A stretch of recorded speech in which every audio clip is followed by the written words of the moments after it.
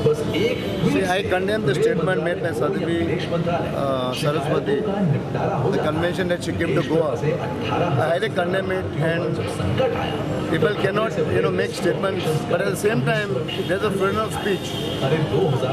So when people make a statement, everyone will get up. It's a behind democracy country. So which is highly wrong, and whatever statement she has made has no meaning at all.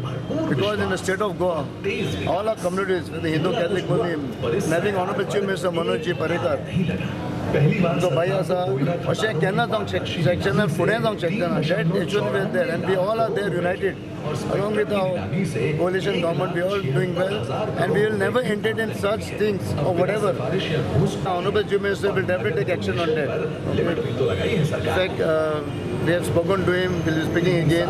Last time Ram Sena was banned, because same thing will happen. But at the same time, freedom of speech, everyone has got that. So when civil like that, definitely we have to condemn it. And at the same time, our people should not panic of the gold patient, because they know last 5 years we were ruling, this 5 years ruling, we are moving to infrastructure, moving to development, moving to social schemes. And now government been doing very, very well.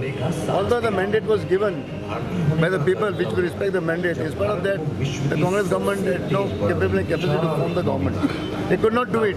Why? They were just solving the purpose. But still they all did Manu Parrikar down, and today with him they chair, people are confident, people are happy, and हम देखते हैं फुटे जाते हैं, and we'll maintain peace and harmony. As BJP is known for that, because BJP is a very disciplined party.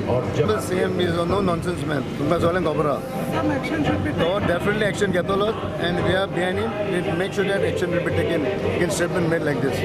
And Mr. Parrikar ji, our Honorable Chief Minister, will surely take action on that.